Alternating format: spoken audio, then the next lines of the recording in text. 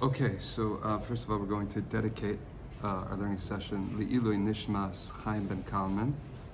The Neshama should have an aliyah.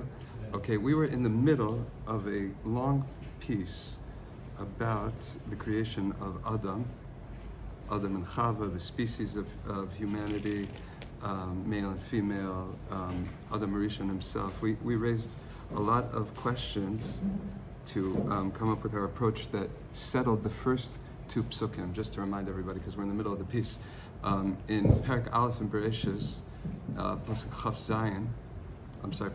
Vav, it says, Vayomer Elohim na'aseh Adam b'tzalmenu kidmuseinu, v'yirdu b'dgas hayam v'of hashamayim v'abehema v'chol ha'aretz v'chol haremes harames al ha'aretz. So the first verse says, and Elohim said, let us make man, b'tzalmenu kidmuseinu, in our image, after our likeness, and they shall rule over the fish of the sea, and the birds of the sky, and over the animal, the whole earth, and every creeping thing that creeps upon the earth. So that was a declaration, Na'as out and let us make man. And then the next verse says, Vayivra Elohim, and Elohim created, Vayivra Elohim es ha'adam b'tzalmo, b'tzelem Elohim bara oso, zachar unekeva bara osam.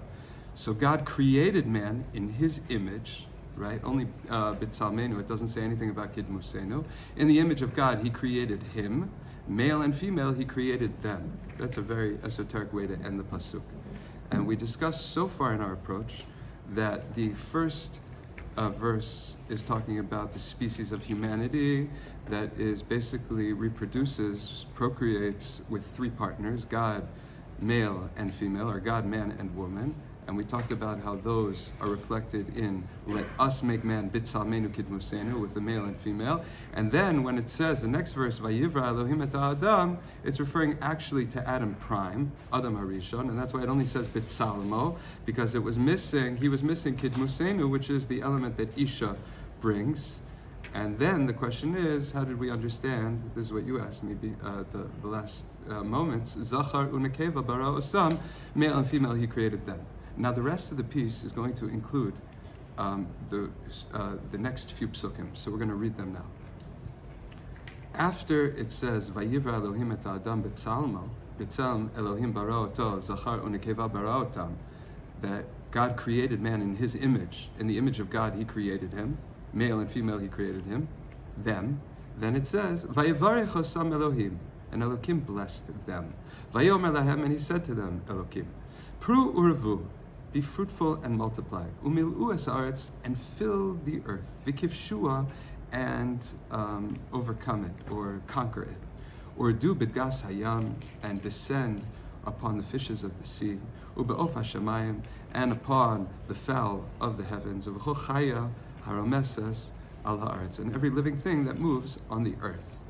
Vayomer Elohim, and Elohim said, Hine nasati lachem, so he's addressing Adam and Chava, or man and woman, and he says, Hine nasati lachem is called Esav zorea zera, asher al pnei chol haaretz. Behold, I have given to you all herbage yielding seed that is on the surface of the entire earth, meaning I've given you vegetation to eat.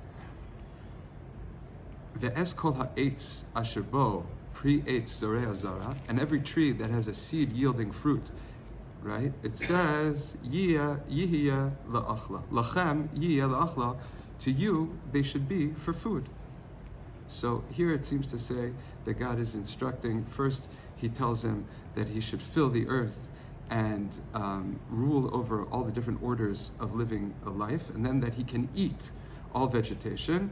And then it says, Ulechol chayas haaretz, and to all the living things of the earth, Ulechol of hashamayim, and to all the fowl of the heavens, Ulechol romes al haaretz, and all that creep upon the land, Asher bo nefesh chaya, that have within them a living soul, as kol yerek esev la'achla, I've given them all herbage that grows to eat, Vayichen, and it was so. So it seems to be, he instructs humanity what they can eat, which precludes animal life. And then, as an aside, God instructs or says to them kind of like almost what the animals can eat. And then, Vayar Elohim es kol asher asa v'hine tov me'od. And Elohim saw all that he did, V'hinei tov me'od, and it was very good. Vayerev vayivoker yom hashishi, and it was evening and it was morning the sixth day. So, a few obvious questions that come up is, why would God instruct them to descend upon all the living orders? What does that add to the original verse that we had when there was a declaration, Vayomer Elohim Nase Adam, that God said, let us make man? It says, and he will, that they should rule over the fish of the sea, etc. So what is added when he instructs them as such? It seems to be a reiteration. And when he tells them what they may eat, why does it discuss what the animals should eat? And lastly, what is this interesting feature of Hine Tov Me'od? It was very good. It's the only time that it says Tov Me'od, very, very good. Okay, so those are some of the questions that come up in our sugya, and we will address them over the course of the rest of the essay. Okay, so I believe we left off last time.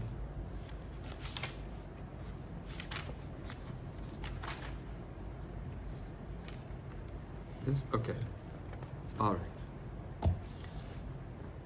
Page 20, the last paragraph on the left-hand column. V'al pshat, and according to pshat, na'aleh aruchat kushyotenu ha'ela b'derech asher nidroch lahashiv gam al kushyot habaot ha'ela. And just to address the level of pshat, we will array our questions, these questions that we asked, along a path to answer also some further questions. Meaning, we want to take what we've discussed so far and pose some new questions on some of the verses we just read, and then come up with a fuller approach. Okay, these are the following questions. These are the questions. Number one, can it possibly be that all that God intended in the creation of man, v'adam atzmo, and the purpose of man himself, lo haya v'lo nivra im lo litzayade dagim v'ofot v'limshal b'chol remes ha'adama? Could it be that man didn't have any other purpose than to become a hunter of fish and fowl and to rule over all that creep upon the land? Sheyomar, that it has to say in the verse that discusses where God intends to make man, Na'aseh Adam, why? V'yirdu b'gas hayam v'of hashamayim. Why does God qualify the creation of man in his declaration of intent as essentially to descend upon the different life forms? And according to the approach that he was even crowned by the ministering angels, that he was supposed to have some sort of superiority over the angels too. Then what was all this concern, all this terrible concern, livrot sayadim v'roim umoshle v'masim, that God should create hunters and shepherds and rulers over the creepy things? Meaning, what's the value? How could that be that is the definition of man? And certainly, if we know that he's meant to have superiority over the angels, why would we qualify him like this? Beis. Question number 2. Amro es ha'adam. The verse says es, the extra word et ha'adam, the man. Ma riba ha'et. What is et coming to add over here? Meaning, the first verse says na'aseh adam, but the next verse says vayivra et ha'adam. So, what does the creation reflect? Something different than the original intent? Ma riba ha'et. What is the extra word et coming to add? Imhu et ha'isha. If this is a reference to the creation of woman too. Lam ha'alima. Why does the pasuk obscure her? Velo persha, and doesn't explain straight up. Ka'asher basofa pasuk, like at the end of the verse, ba'amro, when it says zachar nekeva bara otam. When it says that God made man, and then it says male and female he created them. And then 3, lama kafal otam. Why does it mention otam again? It doesn't need to say, it could have said zachar nekeva. It doesn't have to say them. Sha'acharei amro. Afterwards the verse says vayivra, right, bitsalmo. And that the following verse seems to be only addressing one side of it, meaning Adam, but not the nekeva side. So how do we reconcile those? Chazar ve'amar, and then it says afterwards, B'tsalem Elokim bara oto. So why do we say otam? Why do we say oto? Where's the consistency? Dalet, fourth question. Amro, the verse says, Zachar nekeva bara otam, that male and female, he created them. Imhu perish hakodem, if this is an elucidation of the last clause in the verse, lishtok mimeno, it should be silent. It doesn't add anything. Vim eno perushon, if this is not an explanation of B'Tselem Elokim bara oto, Zachar nekeva bara otam, so husoter, it contradicts Reshit katuv b'sofo, the beginning of the verse with its end. Meaning the first half of the verse says that God created Adam b'tzalmo, he created him, comma, then it says male and female, he created them. How do we reconcile that? Hey, question number 5. Amro, the verse says, Vayivarech osam Elohim, and God blessed them. Vayomer lahem Elohim, and God said to them, plural, Pru uruvu, be fruitful and multiply. Ki haloha amira hi habracha, was this statement, Vayomer, was it not the blessing that he blessed them? Nimtza, it turns out, Ki Amro, when the verse says, Vayomer lahem Elohim, shenit humiyutar. This is actually completely superfluous, right? It says, Vayivarech otam Elohim, and then it says, Vayomer lahem, and he said to them. Meaning the quote of the blessing is what he said to them. So why should it say, Vayomer? What does the verse add when it says, and he said to them? Vav, question number 6. Amro vikivshua, when the verse says, right, and they will dominate. Mahu hakivush hazeh, what is this dominion? What is this capturing? Umiyad mi yikavshua, and from whose hands will they be capturing the earth? V'gam amro, and further when the verse says uvechol chaya, and all living things, mashelo nizkar lamala, this is the first mention of that particular terminology. Zulati dagat hayam ve'of hashamayim, aside from the fish of the ocean and the fowl of the heavens, uvabehema, and with the domestic animal, veremes, and the creepy crawlies. It seems that only now, finally, we're mentioning the order of chaya. What's the significance of that? Zion, 7. Lama chozer bo, why does the verse go back? Ki acharei amro, after it says, uredu b'gat hayam, in the first verse, where God says, let us make man, and he will descend upon the fishes of the ocean. Hu omer, later on, the verse says, Vayomer Elohim, and then God said to them, Hine nosati lachem es kol esav, behold, I've given to you all herbage, etc., and I expect you to also descend upon the fish, etc. It's a restatement. Hine she'oser lahem habasar. In that statement, it seems that the upshot is, when God is giving them herbage to eat, he's saying that they cannot eat meat. The imkain, if they're precluded from eating the flesh of living creatures, aye efo asher heim rodim bebaalei chayim, where do you see that they're meant to have true dominion over the living creatures? Meaning, what do we mean at all when we say that they should have dominion if they don't own them to the point that they can feed off of them or eat their flesh? V'gam, and further, lama modi'am mashiochlo habaalei chayim, why is it significant at all? Why is it necessary for God to inform man, or Adam and Chava, what the animals themselves are supposed to eat? When the verse says, and to all the living creatures of the earth, I've given them, as called yerek, etc., all the vegetation. Why does God have to inform Adam at that point what the animals are meant to eat? Chet, question number 8. Amro, the verse says, Vayar Elohim et kol asher asa, and God saw all that he had made.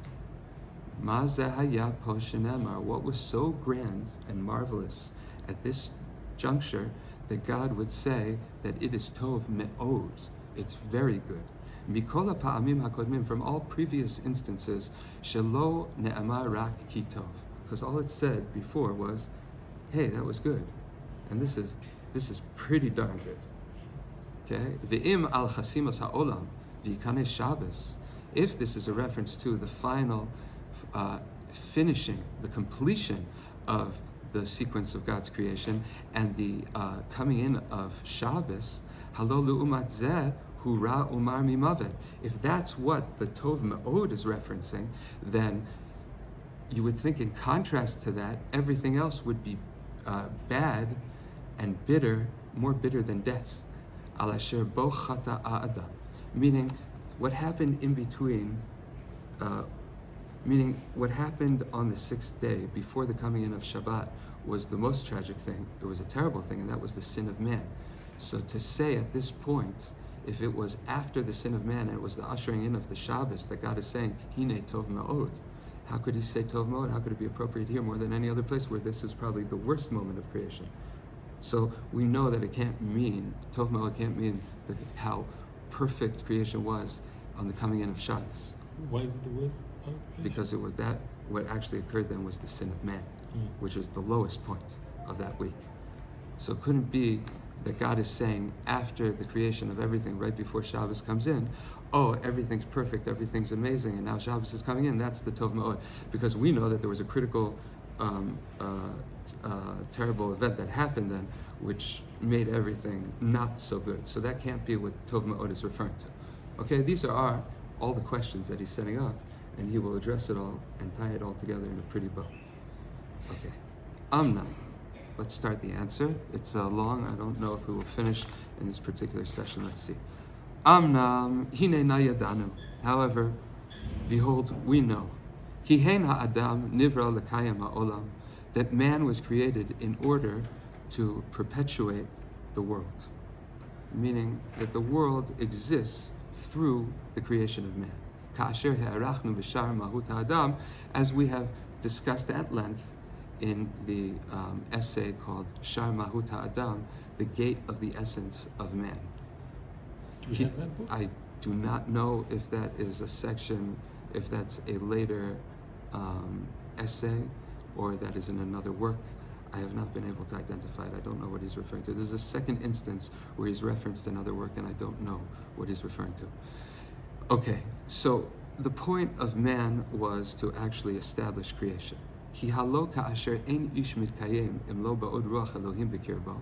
That behold, we know that no man can exist without the Spirit of God within him. Because the nature of materiality or matter is liot hove v'nifsad, to be a temporal and a lossy creation. A creation that cannot exist of its own and is constantly lacking.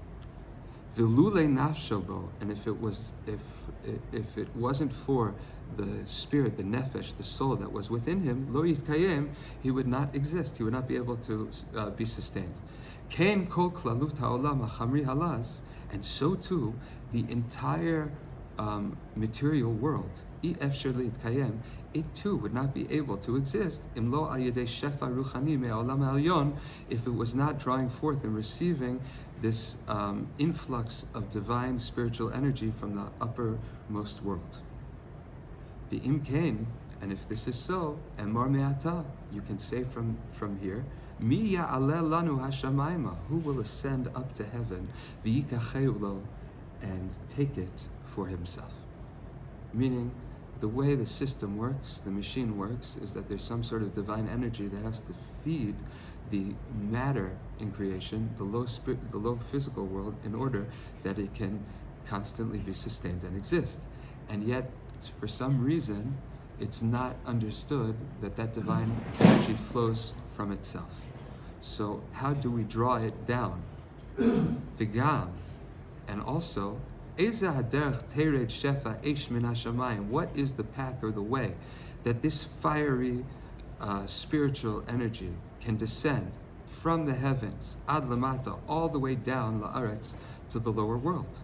Al kain, therefore, me'asahu yitbarach, what did God, blessed be He, do? Asas sulam, He fashioned a ladder, mutzav arza, firmly resting on the earth, virosho magia shamayma, and its head are reaching the heavens.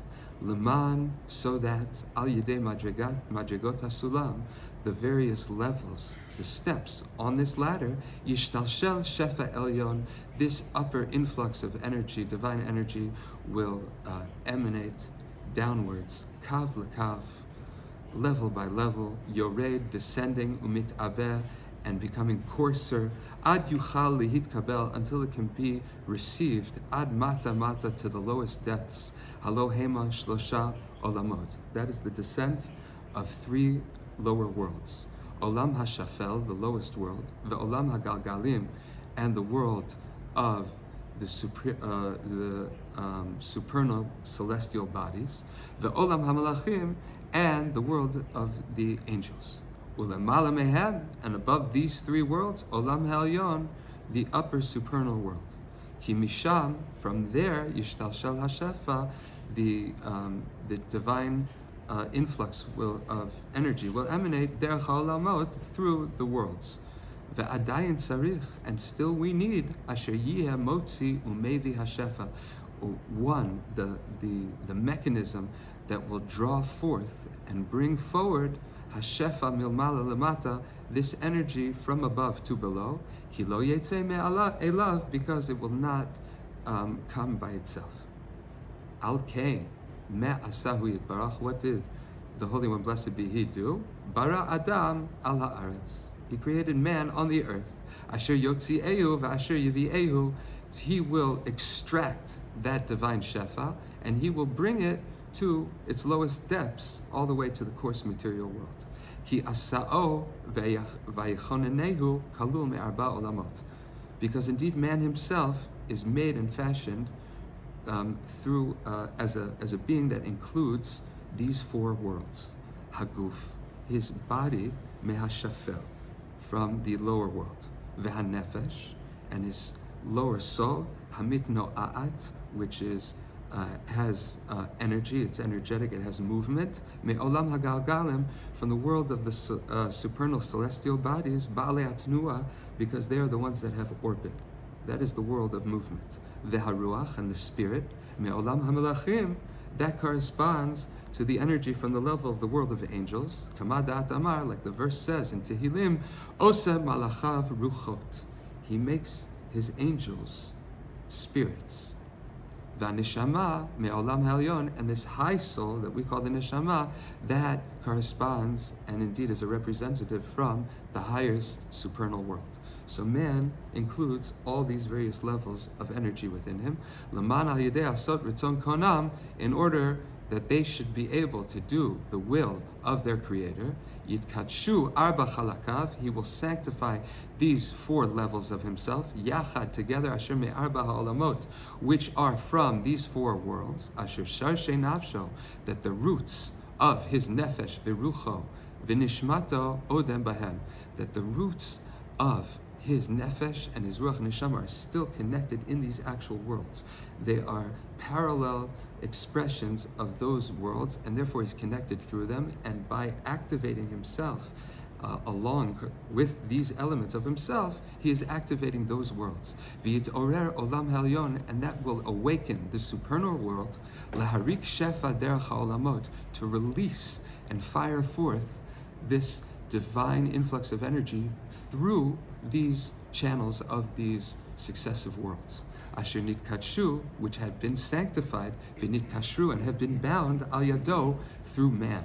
V'chol zeh, and all this, al yedei kiyum haTorah, through fulfilling the Torah. Asher gam ba, that the Torah too corresponds to these four levels. Arba bechinot elo, shekoshrim zo im zo, that tie and bind these four levels to these four worlds, and man connects them through his involvement in these four levels of the Torah. Pshat, keneged olam hashafel, the level of pshat in the Torah corresponds to the low world. Remez, keneged hasheni, drash, keneged hashlishi, and sod, keneged ha'elyon. So you have these four successive levels, a hierarchy of the depths of the worlds of Torah that correspond to these four worlds. Kamefora sham ba'arucha, like has been explained previously at length.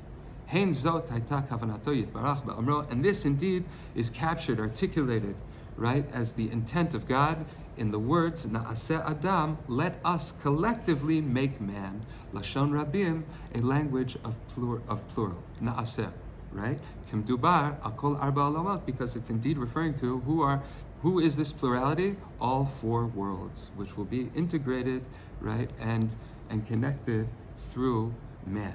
It's contrary to what you said before, that Na'aseh Adam refers to the male, the female, and Hashem. Well, so in the first half, he said, just right? We can understand Na'aseh Adam to be the elements, two things, right? We said either it is that the divine image of man is made up of, well, actually, we said that was Zachar, Nekeva, and Gad, right? That all three, and that is referring to that. In that approach, the first verse is talking about the species of humanity and not Adam Rishon himself. And now we said on a deeper level, even not just on the level of the species of humanity and the perpetuation of the species, but now in the actual makeup of man himself, we have Na'aseh reflected, because God marshaled various kochot and various worlds to make man. And that indeed is a hint to us to the highest, deepest purpose of man and what he's capable of doing. So here Na'aseh is the collective integration of not just male and female and God as three partners to make humanity, but that the image of man himself, what he's meant to do, incorporates the plurality of all these worlds. And can you explain to us your definition of those four worlds? Because they're words. I mean, okay, they're maps and they represent many things. So at this point, what we just have to do is understand them as successive levels.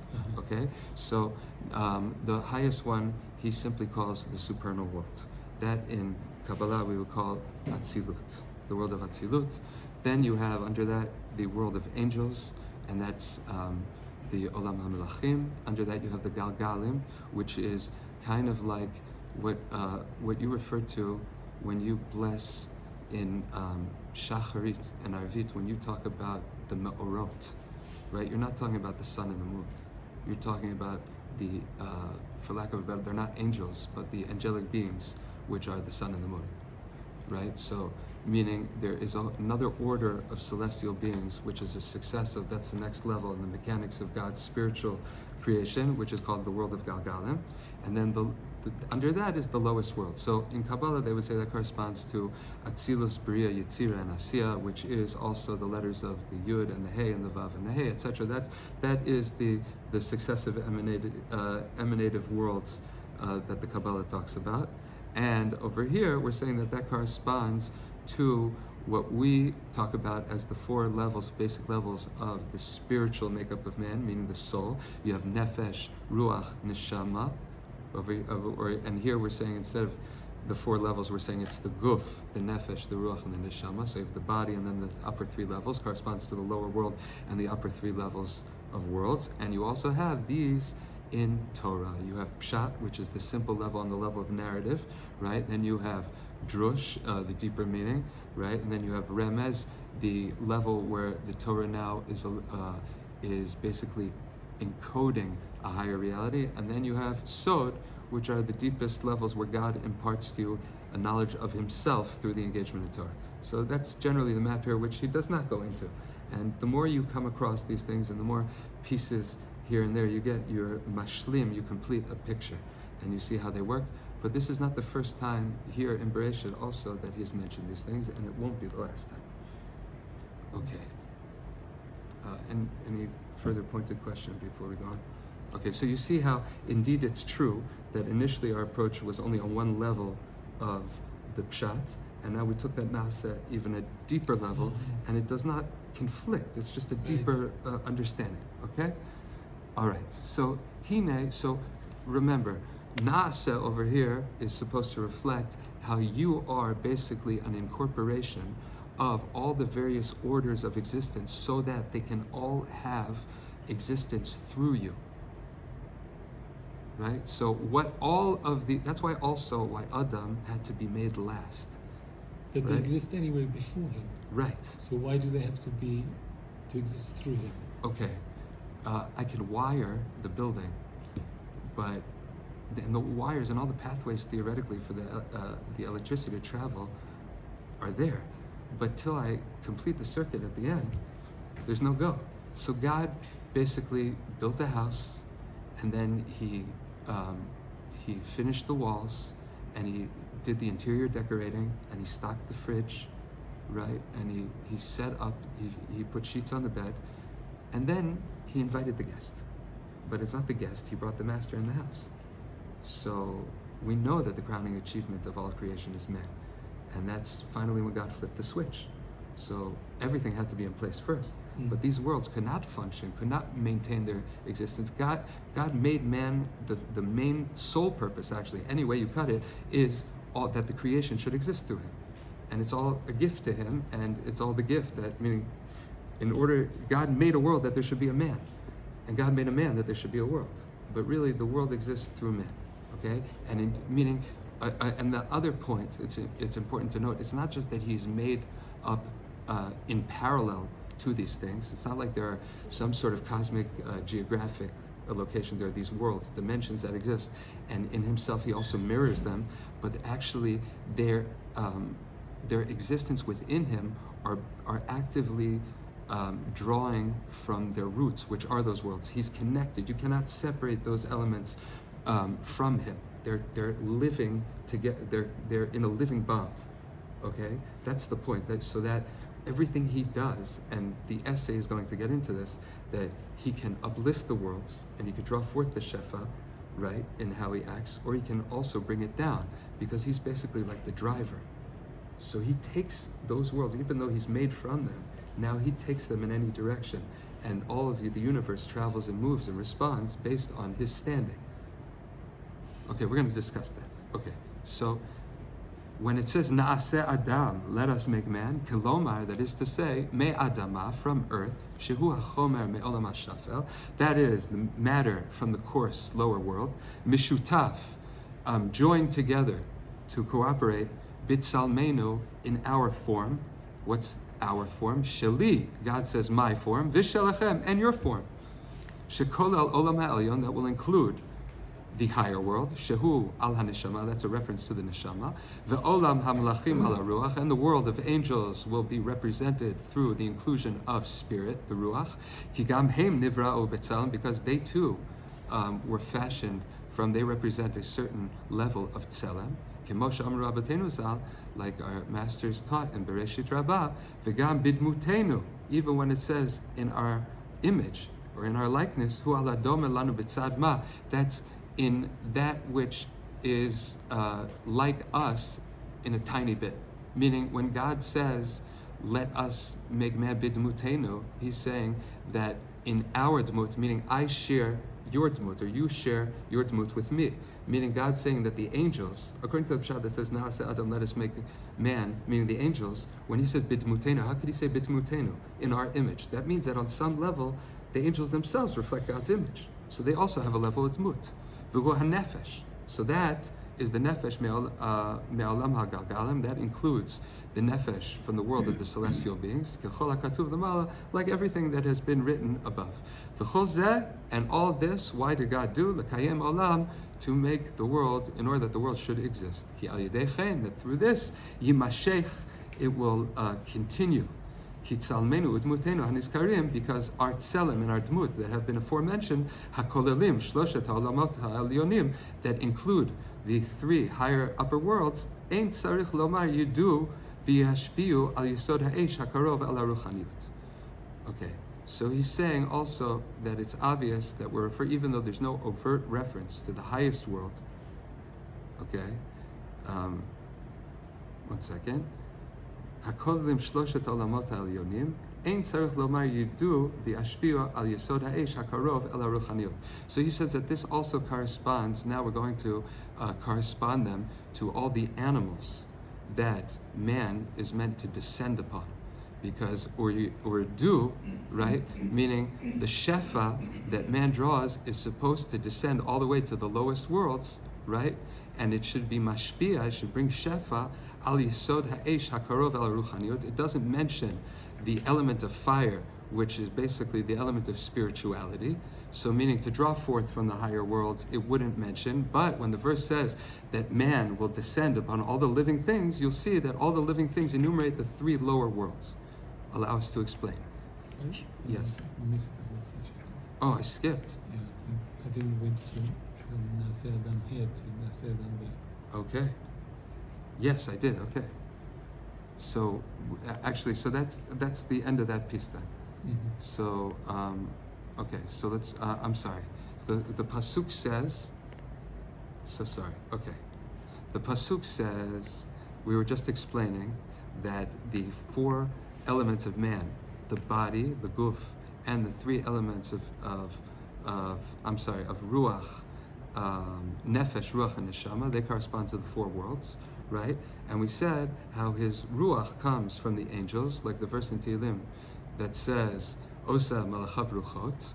למען על ידי עשות רצון קנם יתקדשו ארבע חלקיו יחד אשר מארבע העולמות, that through man sanctifying these four pieces that are integrated together inside of him from these four worlds, אשר שרשי נפשו, that the roots of his nefesh, virucho, v'nishmato, and his ruach and his neshama, odam bahem, are still within him.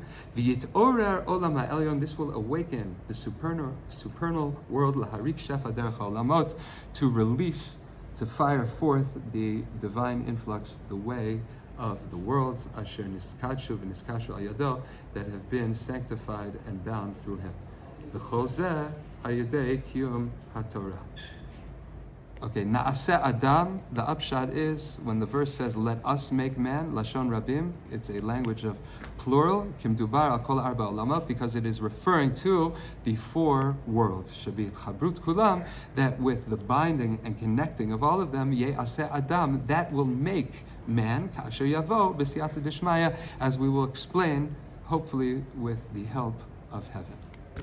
Himself, or is it only the Jewish nation? And does he go into the methods by which we can bring down this? Okay, so you asked a two-part question. I'm just going to answer briefly that at this level, it's important to note that there is no Jewish nation, there is no people at this level. This is the supernal image that man, humanity, was meant to be, both the original Adam and Chava and the human species. In terms of answering that particular question of ultimately in an era of human history that became Am Yisrael and the Shivim Umot, how does that work? I would refer you to the Derech Hashem from the Ramchal. I believe it's I'm not sure if it's the second chelek, the 5th chapter, but if you get me later, if you get your hands on a Derech Hashem, I will tell you. And he explains basically exactly the whole story of that. And in terms of how to draw the divine Shefa, that's everything else that you learn. Especially the Derech Hashem from the Ramchal. I believe it's the second, I think it's Perek Hey of the second part, but I'm not sure. Offhand, I don't know, but you can refer to me later, or you could look in the table of contents. There's a whole section called Israel and the Nations, and it talks about how there was a bifurcation by Matan Torah, and how the 70 nations lost their ability to have a tikkun on the level of nations. Yeah. Okay. And the Kedem 109 and 110 also don't fit. So the important point here is that he says here in Alshech that this is done through Torah, which means that once it's an issue of Am Yisrael, it's only Am Yisrael is capable of doing it, and the rest of the nations of the world kind of have to sit tight, and they're very, very passive in what goes on. That's what the Rebbe says. Well, that's pretty much yes. That has to be understood. That's basics. Okay. Yeah. Good. It's Yeah. good to cross Okay. reference. Yeah, and in terms of how does one draw forth the divine shefa, that's why you have Elio. Elio will tell you about that. That's his. Yeah. L'chaim.